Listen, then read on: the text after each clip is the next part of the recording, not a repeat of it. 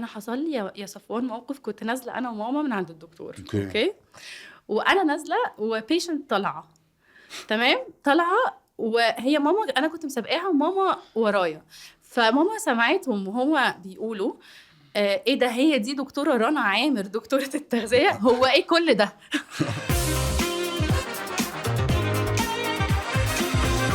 صباح الفل. بما ان النهارده عيد الام، يعني الجنه تحت اقدام الامهات، يعني ام مدرسه. الفكره كلها بقى ان انا جايب لكم هديه، اكتر هديه ممكن تكون مفيده. جايب لكم نيوتريشنست، مش بس نيوتريشنست عاديه، دي من اشهر النيوتريشنست اللي موجوده في مصر والعالم العربي، وكمان ل3 اولاد. يعني نظريا وعلميا هنستفاد منها جدا. دكتوره رنا، كل سنه وانت طيبه. كل سنه طيب يا صفوان. شكرا. عامل ايه؟ انا تمام، انت عامله ايه يا دكتور؟ كله تمام وزي الفل. طب الحمد لله. بصي بقى يا دكتور، بما انك نيوتريشنست وكمان ل3 اطفال، فالموضوع عملي ونظري كمان. تمام. دلوقتي معظم البنات انا بشوفهم بيبقوا داخلين على موضوع الامومه ده عندهم expectations مختلفه تماما عن الحقيقه، عن الواقع. عن الواقع الاليم. صح. مش فعايزك قليم قوي. بصي، هو طبعا ده احلى احساس، بس صح. لما الاكسبكتيشنز بتاعتنا بتبقى يعني عارفين احنا داخلين على ايه، انا بشوف ان هو بيفرق جامد جدا. خلينا نقول ان في قوالب مجتمعيه ايوه. هي اللي بتخلي الانسان قبل كل تجربه في حياته ان هو يبقى عنده هاي اكسبكتيشنز، او الاكسبكتيشنز بتاعه التجارب لشخص قبليه ما يعرفوش اصلا. صح. فهي القوالب المجتمعيه هي اللي بتخلينا نحط اكسبكتيشنز معينه، فندخل نصطدم في الواقع. اوكي. والواقع بيكون مختلف عن الحاجات اللي كنا سمعناها، لان كل واحد وليه تجاربه. طبعا. ده بقى بصي بقى، عندي قالب بقى من القوالب اللي هم يعملوها دي. بيبقى في قالب كده بيقول لك ايه، ان المفروض في الولاده، في الحمل. في الحمل الحمل الوزن من 9 ل 12 او من 13 كيلو. ليه؟ يعني ايه اللي يخلينا؟ طب ليه مش 14؟ طب ليه مش 16؟ صح. الموضوع غريب جدا. هو للأسف هو طبعا يعني في فيميلز أجسامهم مختلفة عن التانية. صح. في فيميلز بيزيدوا في الوزن في الحمل 8 كيلو، في بيزيدوا هو يعني علميا ونقول نظريا. أيوة. بس مش في الواقع. بنقول إنه المفروض الزيادة الصحية تكون من 8 ل 12 كيلو. حلو. تمام. في فترة الحمل. ماشي. ال9 شهور بتوع الحمل. بس لما بيزيدوا بقى عن هقول لك بقى هنا حاجة، بيحصل حالة هقول لك حاجة مرعبة. هنا لازم نزود فيها الوعي بطريقة مهمة جدا. طب ما في ميلز في وقت الحمل بيزيدوا بال30 وال40 كيلو. طب هل أنا كده مش صحي؟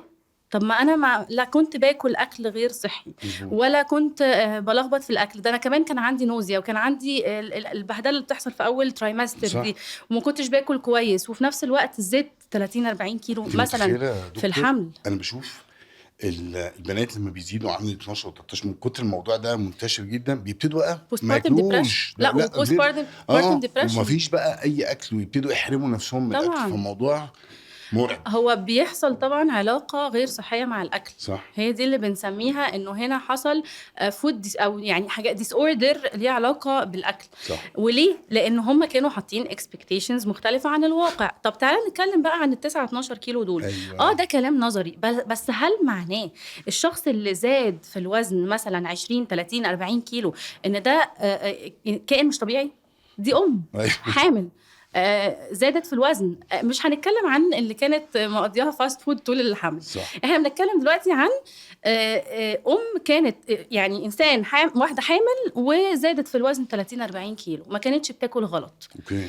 طيب هنا نتكلم عن حاجه اسمها human variation. يعني ايه human variation؟ يعني احنا بيتحكم فينا حاجه اسمها الجينات. صح. وهرمونات الست دي لازم ناخدها. الجينات دي في فترات في حياتنا بتبقى دورمنت. صح. يعني ايه دورمنت؟ يعني نايمه، يعني احنا مش جايين جنبها، مش هنحس بيها دلوقتي. اوكي. طب جينا بقى في مرحله لخبطه هرمونات، هرمونال ديستربنس كده وامبالانس. تيجي بقى الجينات الاصيله اللي بتختلف من كل شخص للتاني. اوكي. تيجي هنا بقى الجينات ايه؟ تصحى تقوم بواجبها، تختلف بقى من كل جسم للتاني. وهنا بقى دي اللي ممكن ما تبقاش عندها زيادة مفرطة في الوزن في وقت الحمل، لا دي عندها زيادة سريعة جدا في وقت الحمل. هل ده معناه ان انتي حد غير صحي؟ لا، بس دي طبيعه جسمك ودي جيناتك. فده اللي المفروض نبتدي نوعي الفيميلز بيه، انه ان انت مش لازم تدخلي في قالب المجتمع حطه او النظريات حطتها. مظبوط. ومتهيألي برضو لازم يبقى عندهم وعي ان فتره الحمل دي من اقوى الهرمون الديستربنس بتعدي على الست في حياتها. انت قلت جمله يا صفوان من اقوى الهرمون الديستربنس اللي الفيميل بتعدي بيها. مش كلهم بيبقوا حاسين او مش فاهمين كمان. يعني ممكن تبقى سامعه ان بيحصل تغير في الهرمونز، بس فعلا فتره الحمل دي بتبقى احنا بنسميها ان الهرمون بيعدي بفيز اسمها رولر كوستر. ده رولر كوستر بالظبط. وده مصطلح يعني علمي بيوصف الهرمونز بالملي. ففعلا فتره الحمل دي هرمون الامبالانس فيه يعني في ميلز بيعدي عليهم الموضوع ارحم شويه. أوكي. وده برضو جيناتيك وايز، الموضوع مرتبط بجينات وطبيعه جسم. وفي فيميلز بتتمرمط. لا ما انا بشوف احنا مش هنروح بعيد. معاك مثال حي. انا أيوة. وانا كمان يعني خليني اقول لك وضعي كان يعني فيري كريتيكال. انا نيوتريشنست خليفتي 3 وبعدين انا نيوتريشنست. وطبيعه جسمي في الحمل بتزيد من 30 ل 40 كيلو. أوكي. انا لو وريتك صورتي اكيد شفتها البيفور. وطبعا الحمد لله بعرف امانج. انا لسه والده يوسف دلوقتي، فلسه نوت يعني ماي نورمال بالظبط ماي نورمال شيب. فالفكره كلها ان المجتمع برضو كمان بعيد عن ان هو بيحط الفيميل في قوالب مثلا، او البشر عامه بيحطوا بعض في قوالب. لا ده كمان بيحط دكتور التغذيه لو انت مش بني ادم. انت ما ينفعش تزيد في الوزن. انت ما ينفعش تزيد في الوزن. انت طب ما انا فيميل. طبيعه جسمي في الحمل بيحصل فيها 1 2 3 بيحصل يعني سبيد رهيبه في الفات جين. فابتديت اتكلم مع الناس ووعيهم واقول لهم انه في فيميلز مختلفين عن الدارج اللي هو من 8 ل 12 اللي الكتب بتقوله. وفعلا الفيميلز دول بيبقوا مش بياكلوا، بيبقوا بالعكس دول مش قادرين ياكلوا كمان. فابتدى الناس تطلع بقى اللي هم كانوا محبطين وعندهم بوست بارتم ديبريشن، ولدوا بوزن زياده. انا فعلا حصل لي كده والله، ما كنتش باكل اصلا فاست فود، ما كنتش قادره اكل اصلا. فهنا نبتدي نوعي الناس انه مش كل الناس زي بعض. ومش كل الاجسام زي بعض. وان انتي مهما حصل لك انت تقدري تغيري اي حاجه مش عاجباكي. انت قويه انف انك ماشي هتمري بالظروف دي صعبه، عديها وبعد كده هتعرفي تطلعي كويس قوي من الفيز دي باحسن حاجه ممكن تتخيلي. حلو. طيب دكتوره بقى بصي بقى دلوقتي عدينا الفيز بتاعت الولاده وخلاص البنت تقبلت وزنها بقى، بتبقى عايزه بعد الولاده ساحر يجيب العصايه كده ويقوم مديها كده واحده هوب تقوم خاسه في شهر كل اللي هي طلعته. يا اما يجي لها اكتئاب، معاه بوست بارتم ديبريشن. ما هو ده بقى بالظبط. يا اما يجي لها وبيجي معاه فود ديس اوردر. صح، بيجي معاه كل حاجه. بيجي معاه ضغط وسكر. وبرده معلش يعني برده دور الراجل او الزوج برده بيتبهدل في الموضوع ده. لا هو لازم يبقى داعم. ما هو ده لا كده هو داعم يعني كده خلاص هو بقى داعم بس بيتبهدل برضه في الموضوع ده طبعا لانه الهرمونات كلها بتطلع عليه ماسوره هرمونات. صح. طيب نعمل ايه يعني؟ انا يعني ايه المفروض الوزن او الوقت اللي المفروض الانسان يبقى رياليستيك. اوكي صح. واقعي. عجباني كلمه رياليستيك دي يعني جدا. انت ما ينفعش تضغطي على زرار وتلاقي حل سحري. صح. في كده عوامل طبيعيه انت لازم تمري بيها. واي شورت كات غلط هتاخديه مش هيعمل غير انه هيطول المده. صح. ويبهدل على فكره التغذيه بتاعت البيبي لان هي بتغذي. واي شورت كات هتجرب تاخده بس شورت كات غير صحي هيطول عليها المده. يعني بدل مثلا ما تخلص في سنه تلاقي خلاص في سنه خلاص الوزن زياده في سنتين. صح. قعدت يعني بنحاول نعمل شورت كاتس ده فعلا نقوم تايهين نقوم جايين السكه من اولها. اوكي. فالفكره كلها انه ادي لجسمك وقت، ادي لنفسيتك وقت. ما تسمعيش كلام الناس اللي ممكن يبقى جارح. صح. وده بيحصل كتير. جدا. طب اقول لك بقى احنا هنروح بعيد ليه؟ انا مش بقول لك انا نيوتريشنست. وقت الحمل طبيعه جسمي وجيناتي بتحكم عليا انه انا في زياده بزيدها رهيبه وزدتها في في الثلاثه. وفي اول بيبي رجعت لوزن تاني وهكذا. كنت بمشي في المول يا صفوان، ايه ده، هي دي دكتورة التغذية؟ ايوه صح. دي احنا الناس بنروح لها متنمره جدا، ما بترحمش والله العظيم، اللي ما هو بترحمش. ايوه انا دكتورة التغذية، اللي هو انسانة، اللي هو اكيد والده مش والده يا نازله، جدعان. اكيد مش نازله، ده انا كنت لسه حامل، اوكي اكيد كمان مش انا نازله حامل. بقالب طبيب التغذيه او دكتور التغذيه او اوكي اخصائي التغذيه، مش نازل بقالب ان هو لازم يبقى ما عندوش اي ديفوهات في صح. جسمه. ما هو احنا ودي بني مش على فكره، دي مش ادمين. دفوهات، دي لا وارد، بص ولاده الويت ولاده جين، وحمل يعني. الويت جين بي بي بيغير الملامح، بيغير شكل الجسم، ودي فيز احنا ما كناش ماشي، فيها دي ويت اصلا. جين، ده ويت اه جين، ده احنا بنتكلم لا، ده هم على اصلا ولاده. عايزين يشوفوا دكتور التغذيه ده ما عندوش غلطه في جسمه. صح صح. فاللي هو ايه ده، هي دي دكتوره التغذيه، هي دي دكتوره التغذيه عشان دي انسانه بشر، بتمر حامل وبتمر بظروف اوكي اللي هي اسمها فتره الحمل، صح ومش لازم تبقى في القالب بتاع من 9 ل 12 ده. صح. لا عادي بيحصل ويت جين، بيبقى فيه هيومن فاريشن، بيبقى فيه زياده ممكن تبقى مش طبيعيه، احنا عارفين انها زياده مش طبيعيه. صح. ليه؟ طبيعه جسم accepted، خلاص ده واقع. مش هنبقى بقى بنحمل ونولد، لا مش هنوقف طبيعه الكون. انا شايف ان المفروض ان الست هي تو اكسبت اكتر من، يعني ماشي الناس دي حاجه الواحد مش هيتحكم فيها، بس فعلا انا بشوف بنات كتير غصب عنهم، وده انا يعني بسبب بقى الهرمونز وتغير شكل الجسم صعب البنت تتقبل، يعني فاهم شكل فجأة كده 30 كيلو نزل عليها مرة واحدة، صح. فبيبقى صعب ان هي تتقبله انا عايزه ازاي؟ بس اقول لك على فرق في حاجه، مش معنى ان احنا بنقول اكسبت ان انت تفضلي زي ما انت، صح تتقبلي. اكسبت ده ان انت تتقبلي اللي فات طب عشان تعرفي تركزي على اللي جاي. عملت انت بما انك بطله، انا ميد واي دلوقتي الحمد لله، بس يعني انا في الحمل اتنين قبل كده. يعني انا في الحمل اللي فات ده على طول، لا كان وزني ازيد من كده كمان. اوكي. انا حاليا ميد واي مديه نفسي كل فرصتي وكل وقتي علشان ارجع للشيب والوزن الطبيعي بتاعي اللي انا كنت متعوده عليه، وشايفه انه ده اللي كان مريحني نفسيا وجسديا. عملت ايه؟ عملت اللي مفروض اي حد مفروض عايز يخس يعمله، طبيعي جدا، باكل اكل صحي، بتحرك 30 دقيقه مينيمم في اليوم، ده غير طبعا باقي المسؤوليات اللي اوريدي بتاخد من حرقك كتير على مدار اليوم. وطبيعي طبعا انه يبقى فيه مثلا فري ميل في الاسبوع عادي، ما هو برضو دكتور التغذيه صح. اكيد لازم ياخد فري ميل، احنا مش مولودين بناكل صحي. صح. برضو صح. فكنت يعني ما بحاولش اعمل بيني وبين نفسي البودي شيمينج. كارثه على فكره. البودي شيمينج ده انا بشوف ده اكتر حاجه بيبوظ. بص هو البودي شيمينج ممكن يتعامل بطريقتين. لا البودي شيمينج ممكن يتعامل بطريقتين. بطريقه من بره وطريقه من جوه. طريقه بقى الناس اللي حواليك بتعمل لك بودي شيمينج، يعني بتقعد تقول ايه ده، ايه الدراع ده، ايه ده، ايه الوش اللي قد الطبق ده، او وانت في المرايه ايه ده يا نهار ابيض ايه كل ده.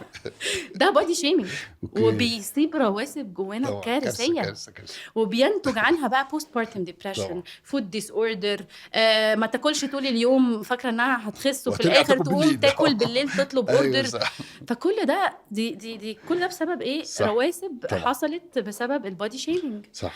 فاللي انا بعمله ان انا بكون يعني لينه على نفسي، ما ببقاش سو هارش اون ماي سيلف، واكسبت نفسي عادي مفيش حاجه. اي اكسبت الكارنت فيز، بس مش معناه ان انا اي اكسبت فانا هفضل فيها، لا اي اكسبت تو بروسيد. صح. يعني انا وافقت بده علشان for my mental health. صح. علشان اعرف اكمل، علشان اعرف ارجع للي كنت عليه، اللي كنت مرتاحه فيه اكتر. صح. كلام الناس بقى، ودي مش عارفه كان ايه اللي هي اللي وصلت له في الحمل ده، ودي دكتوره التغذيه والكلام ده ورا ظهرك. انا حصل لي يا صفوان موقف، كنت نازله انا وماما من عند الدكتور. اوكي. وانا نازله وبيشنت طالعه، تمام، طالعه وهي ماما، انا كنت مسابقاها وماما ورايا، فماما سمعتهم وهما بيقولوا ايه ده، هي دي دكتوره رنا عامر دكتوره التغذيه، هو ايه كل ده.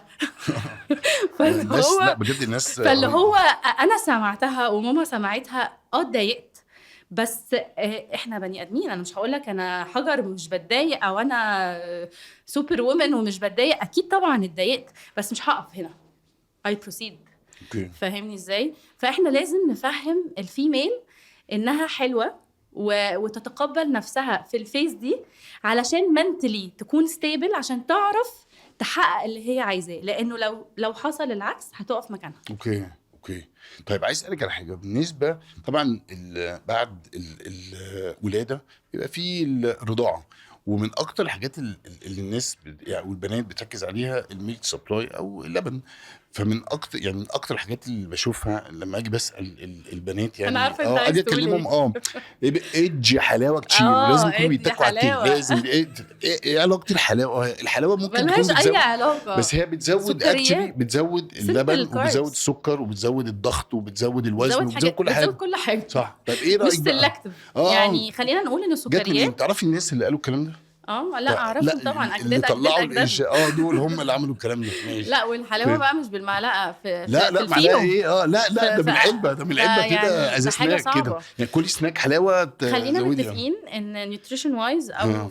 يعني كتغذيه اوكي. للام اللي بترضع وللطفل، انه ما ينفعش السيمبل كاربس دي او السكريات او الحاجات الغير صحيه انها تبقى موجوده بوفره، او يعني يبقى في اوفر يوز ليها في فتره الرضاعه، اوكي. لانها بتعمل كارثه للطفل، بتسبب له كوليكس مهم ومغص بقى الكلام ده رهيب. جدا، مش ممكن نعيده تاني بقى يعني كده؟ يعني دلوقتي انت ها. بتشوف الطفل في اول 3 شهور متقطع يا عيني، صح. وعلى طول بيعيط، وطب غيرت له وواكل كويس، اكل كويس، وكل حاجه عنده مظبوطه، في كوليكس جوه، في مغص، في حلاوه في حلاوه داخله بتطحن. جوه البيبي. فده بيعمل، دي من الحاجات اللي بتزود الكوليكس للطفل. اوكي. فطبعا هي الام مش فاهمه، هي صح. بتاكل الحلاوه عشان الميلك سبلاي يزيد، صح. عشان اللبن يزيد، وهي على الصعيد في الاخر بقى بيقول لك بقى مفرتكاه. بيتقل، هو اللبن زياد بس مش تقيل عندي. ما هو ممكن يبقى زايد وتقيل باكل صحي يعني، صح. والاكل الصحي ده مش هيتعب البيبي. اوكي. فالحاجات دي كلها لازم نحطها ان كونسيدريشن. صح. احنا وصلنا لمرحله انه كل بقى شوكولاتات، حلاوه، كل انواع الحلويات اللي ممكن تتخيلها، صح. واخده رخصه بقى اكل بقى اللي انا عايز، يعني ما انا وفي عايز الاخر اللبن. وفي الاخر الطفل هو اللي بيدفع الضريبه. صح. دي هي بتدفع ضريبه في الوزن طبعا، لان في ناس ما بتزيدش على فكره في الحمل، بس بيزيدوا في ناس كتير الرضاعه. جدا على فكره بيزيدوا في في الرضاعه الرضاعه جدا. بالظبط.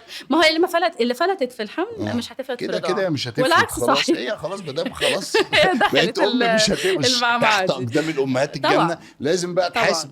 فهما الاثنين هيدفعوا الثمن. الطفل اوكي. بيبقى متألم جدا حلو. بسبب السيمبل كاربز او الاكل الغير صحي اللي بيدخله من خلال لبن الام. لازم نبقى متفقين ان كل حاجه الام تاكلها بتعدي للطفل. اوكي صح. ده كل حاجه. طيب انا ازاي احافظ على الميلك سبلاي بتاعي؟ احنا مفروض ناخد ووتر انتيك، ميه تتشرب 3.9 لتر، يعني 4 لترز في اليوم. اوكي. الام اللي بترضع تشرب 4 لتر ميه يوميا. حلو جدا. ليه؟ انت عارف انه معظم الحاجات، التكوين اللبن نفسه معظمه ايه؟ ميه اكيد لبن طبعا الاند ريزلت لبن، بس معظمه ميه. صح. طب الباقي بقى نزوده ايه؟ ناكل هيلثي فاتس زي المكسرات، أيوه. الاوميجا 3، الاسماك، السالمون، السردين، زي مثلا الهيلثي كاربز، الكاربز اللي هي النشويات المعقده، كومبلكس كاربز، زي الشوفان، الدقيق الاسمر، البرغل، الفريك، البروتينز بقى بكل انواعها، بس طبعا تبقى كوكد، بلاش الحاجات النيه. كل ده هيخلي الملك كتير وتقيل. صح. ويبقى ما يبقاش خفيف. هم دايما الجيل زمان قوي لا ده اللبن خفيف. ايوه طب ماشي نزوده عادي بس مش لازم بالحلاوه والحاجات دي. ادي حلاوه كتير طيب حلو. طيب بص احنا بس هنرجع ستيب ورا شويه. احنا كنا خلاص اتكلمنا عن ان الام عشان تزود اللبن بتاعها تاكل ايه. طيب وهي بقى في فتره الولاده الحمل تاكل ايه؟ دي مهمه جدا. مهم جدا طبعا، مهم جدا طبعا. احنا مبدئيا في الحمل مش بننصح ابدا بعد تاني يعني تاني ترايمستر وتالت ترايمستر اللي هم ال3 شهور اللي في النص وال3 شهور الاخرانيين انها تفقد الوزن خالص. يعني معاها اول 3 شهور لو هي عرفت تفقد الوزن كان بها ماشي. بس ما يبقاش انتنس طبعا، يبقى حاجه مودريت. وتاني وتالت ترايمستر ما ينفعش يبقى فيه كالوري ديفيسيت في الاكل، ما ينفعش يبقى فيه عجز سعرات في الاكل. لازم تبقى بتاكل كويس. طب ازاي ما زدش قوي؟ مثلا لو انت جيناتك مش مسيطره عليكي زي بعض الفيميلز، انت كل اللي مطلوب منك انك بدل ما تبقي مثلا بتزيدي قوي بسبب انك بتلخبطي في الاكل قوي، احنا نقدر نفرمل ده بان احنا نظبط الانتيك شويه، ناكل صحي اكتر. طبعا اول ترايمستر لازم الفوليك اسيد، تاني وتالت ترايمستر لحد بقى الرضاعه بناخد السبلمنتس بتاعه الكالسيوم والحديد والمالتي فيتامينز. طبعا الجرعات بتتحدد مع الطبيب المختص، لازم هو اللي متابع الحاله، يبقى هو اللي بيحدد الدوز. ده غير بقى الاكل الصحي كله. طب هل هي هتفضل مثلا انا مش عايزه اكل صحي طول الوقت والمود سوينجز في بتوحم الواد يطلع عنده مشكله حلو، وبتاع، بنعمل حاجه بقى ايه اسمها 80-20. حلو جدا. يعني ايه 80-20؟ يعني انت بتاكلي صحي بنسبه 80% في يومك، و20% من اليوم عادي ان هم يبقوا هرمونات. ظبطي هرموناتك فاهمه، ده هرموناتك تتحدث. ف20% دول اعملي فيهم اللي انت عايزاه. ده لو انت يعني مش سبجكتنج مثلا خلاص في ميلز داخله على الحمل، انا مش والله لو حصل ايه هم 8 كيلو. لو انت يعني مش فلكسبل قوي وعادي ان الدنيا تبقى مثلا توصل ل 12 كيلو 15 كيلو 20 كيلو 80-20، حتى لو انت برضو ستريكت في نظامك الغذائي، ده اللي المفروض يحصل من تاني وتالت ترايمستر. بصراحه هسألك على حاجه دايما برضو بشوفها بتبقى خطر شويه. ساعات البنات بيبقوا دايما بيروحوا للحاجات المملحه غلط. مع ما هو ده بقى مع اصلا ان فتره الحمل دي بتبقى البنت رهيب. بالظبط، فده بيعمل مشاكل صح طبعا. طيب بيأثر على الضغط. يعني المفروض ان احنا في الحمل بنقول ايه الحاجات اللي نبعد عنها توتالي. الرو فود، لان طبعا انت عارف بكتيريا والحاجات دي يعني دايركت تأثير على الجنين. طبعا برضو الحاجات المالحه بزياده، المقليات، سيمبل شوجر ممكن ناخدها تحت 20%، بس يبقى 80% سيمبل شوجر ومقليات وموالح تو ماتش. واخر ترايمستر بالذات انت لازم هي لازم تركز قوي في السولت انتيك بتاعها. تمام. بيجوا كده في الاواخر، يا حرام الحوامل، انا مجربه وعارفه بنيجي في الاخر احنا مش قادرين اصلا نشم ريحه الاكل. فهاكل اي حاجه قدامي، مثلا اي حاجه، انا مش عايزه اكل اكل مخصوص. كل المطلوب شويه خطوط عريضه. احنا مش هنقول امشي على بلان، يعني انت اللي فيكي مكفيكي صح، بس امشي على خطوط عريضه. يعني ايه امشي على خطوط عريضه؟ يعني بلاش موالح كتير، حطيهم تحت 20%. بلاش مقليات كتير، حطيهم تحت 20%. طب 80% زي ما قلنا بقى الحاجات اللي هي ايه الانتيك المطلوب. كومبلكس كاربز، البروتين ما يبقاش مقلي طبعا، كل الجرينز، الهول جرينز، الخضار، الفاكهه، وعيشي في 20% بتوعك ما حدش هيكلمك فيهم. طيب اخر بقى حاجه يا دكتور دلوقتي، نصيحه. يعني لو انت عايزه تنصحي البنت وهي بقى داخله على الحمل والولاده، تنصحي بايه؟ والراجل برضو تنصحي بايه؟ أنصح البنت إنها تاخد بالها جدا من صحتها النفسية، عشان لو هي مش واخدة بالها من نفسها مش هتعرف تاخد بالها من اللي حواليها. حلوة جدا الكلمة. يعني هي الكور. صح. هي لازم تبقى عارفة إن هي الكور، هي الأساس، وهي الحاجة اللي يعني بتطلع البوزيتيف ريز لكل اللي حواليها. وعايزة أقول لك إنه يعني كل اللي حواليها بيستمدوا الطاقة منها. صح. فلو أنتي مش واخدة بالك من صحتك النفسية هتقعي، وغصب عنك اللي حواليكي هيقعوا. فهم بيحبوكي وبيبقوا عايزين متمسكين قوي بيكي طبعا. فلو انتي مهتمه بصحتك النفسيه هتعرفي تديهم بوزيتيف انرجي، وهتعرفي تخليهم اصحاء نفسيا وذهنيا وبدنيا. وانتي كمان لازم يعني تبقي انتي في المقدم. صح. طيب ولو تنصحي بقى يعني راجل، انصحه ان هو يستحمل شويه. يستحمل الهرمون الامبالانس ويبقى سبورتيف. صح.